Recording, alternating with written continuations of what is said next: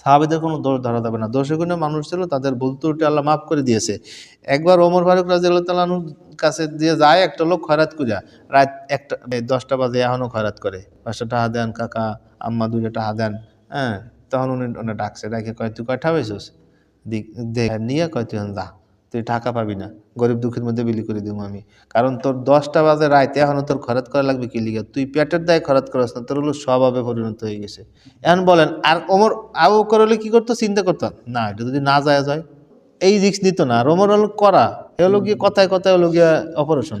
এজন্য আল্লাহ এদের মাফ করে দিবে, যেহেতু আল্লাহর জন্য হয়েছে, করছে জিনিসটা আল্লাহর জন্য, ঠিকই তো আছে।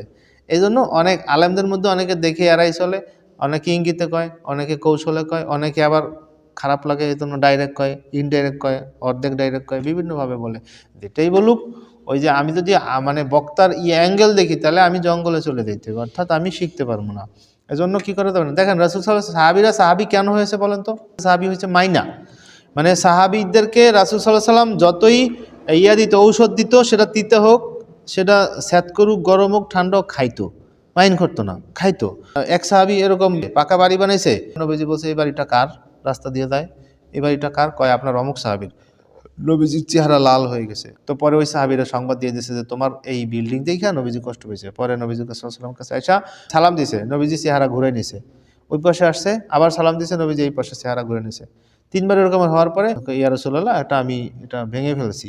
উনি ভেঙে ফেলছে, আগে ভেঙে ফেলছে, ওটা ভাঙার পরে আসছে, ইয়া রাসূলুল্লাহ, আমি সেটা ভেঙে ফেলছি, যেন রাসূলুল্লাহ কষ্টটা ভুলে যায়, কষ্টটা ভুলে যায়। দেখেন, নিজের করা পাকা বাড়ি ভেঙে ফেলেছে, রাসূলুল্লাহ যেন বেজার না হয়। এরপরে আবার সালাম দিতে চাইয়ে তা উত্তর দেন। আর আমরা কি করতাম?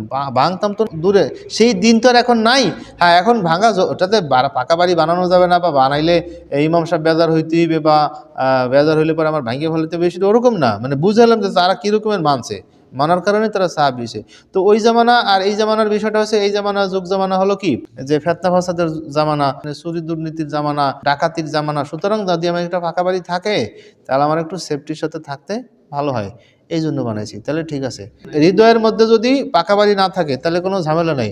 আর মনের মধ্যে যদি পাকা বাড়ি থাকে, তাহলে অবশ্যই সমস্যা আছে। মানে আমি ফাঁকা বাড়ির মধ্যে থাকতে পারবো, কিন্তু ফাঁকা বাড়ি আমার মধ্যে থাকতে পারবে না। তো এত পরে নবীজি সাল্লাল্লাহু আলাইহি ওয়াসাল্লাম বলেন, শোনো, প্রত্যেক পাকা বাড়ি, ওই পাকা বাড়ি বানানোওয়ালার জন্য পরকালে বিপদের কারণ হবে। তো বলে, তাহলে পাকা বাড়ি সব ভেঙে ফেলাইতে হবে? না, ভাঙতে হবে না, কিন্তু ওই জিনিসটা মাথায় রাখতে হবে, ওই হৃদয়ের মধ্যে যেন আমার ওই পাকা বাড়িটা না থাকে। এভাবে সাহাবীরা মানছে। ওই সাহাবী তো বেজার হলো না, হ্যাঁ, দূর রাসূলুল্লাহ মূল্যায়ন করে না মানুষেরে।